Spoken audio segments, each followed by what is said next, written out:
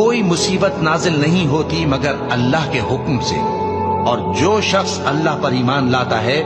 وہ اس کے دل کو ہدایت دیتا ہے، اور اللہ ہر چیز سے باخبر ہے۔ اور اللہ کی اطاعت کرو اور اس کے رسول کی اطاعت کرو، بس اگر تم منہ پھیر لوگے تو ہمارے پیغمبر کے ذمے تو صرف پیغام کا کھول کھول کر پہنچا دینا ہے۔ اللہ جو معبود برحق ہے، اس کے سوا کوئی عبادت کے لائق نہیں، تو مومنوں کو چاہیے کہ اللہ ہی پر بھروسہ رکھیں۔ مومنوں، تمہاری بیویوں اور اولاد میں سے بعض تمہارے دشمن بھی ہیں، سو ان سے بچتے رہو، اور اگر معاف کر دو اور درگزر کرو اور بخش دو تو اللہ بھی بخشنے والا ہے، مہربان ہے۔